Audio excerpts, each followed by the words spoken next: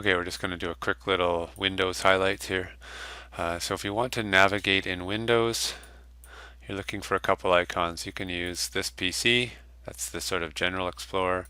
The one with your name on it will also get you in there, and then this is the icon that's probably most popular.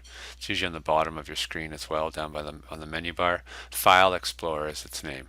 So if you click on File Explorer, you will get into where all of the files are stored on your Windows computer. And I'm just going to minimize my window a bit here.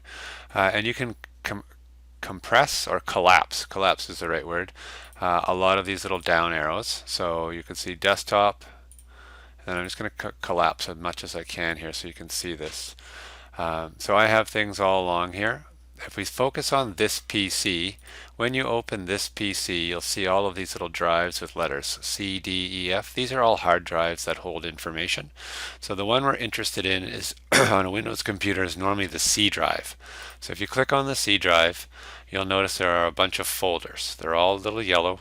Okay, and they're where we store information in groups. You don't have to know what all of them mean. You just want to have a general sense of what's going on. So a Windows folder holds all of the Windows files. Program files holds all of your software.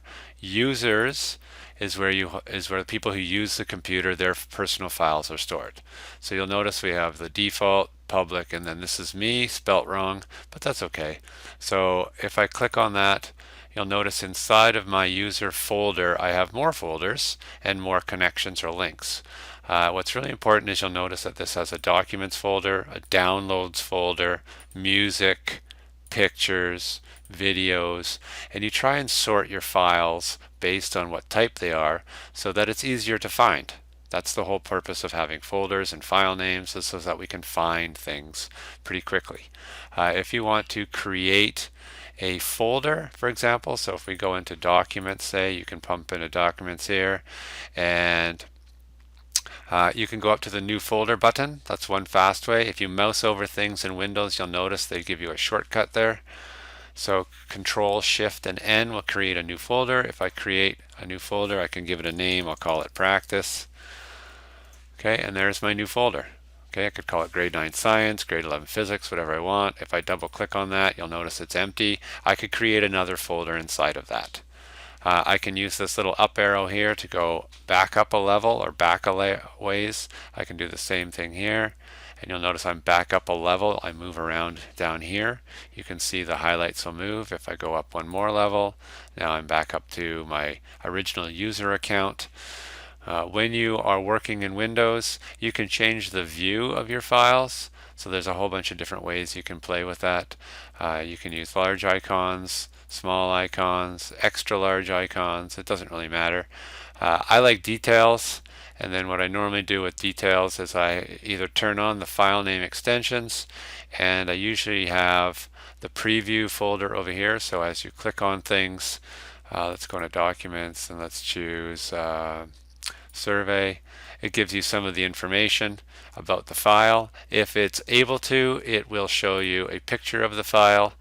If it's a new enough update, it can sometimes just show you what's in the file. So that's how I navigate. If you want to do lists, all of these things change. Detail's nice because you can sort. If you click on the top here, you can sort by date modified, the types of files, the name of files. It's just a quick way to keep things organized. Okay, we'll do one more little skill here. If you hold down the Windows key, Shift and S, you'll notice that my screen changed to darkness. You can kind of see where this icon is here. This is a screen capture tool, so I'm just going to use this little rectangle. And if I draw a box over this, okay, it's copied that picture to the clipboard.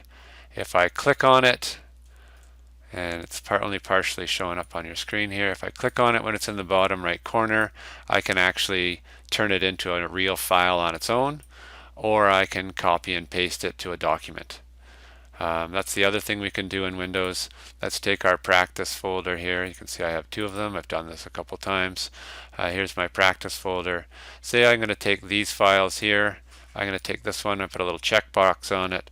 I can copy that folder by either right-clicking on it and clicking copy, or I can highlight it and go Control C. If I navigate to my other folder called Practice, and then I can either right click and paste, or I can Control V and it will paste that file in there. So it's really easy to move things around. Where this is important is when you move things from downloads, from your downloads folder. So my downloads folder is full of stuff. So I might take something from here, and I don't want to leave it in there because it might get overwritten or deleted, and I want to put it in a specific spot. So I might go in here, grab secondary calendar, Control C, go back to my practice folder, Control V, and now I've copied that folder in, and it's that fast. Okay, a couple of little tools you can work with. So again, screen capture is Windows, Shift, and S, and then you can make little pictures from anything on your screen. Control C and Control V are copy and paste, and navigating, it's all about folders and keeping things organized.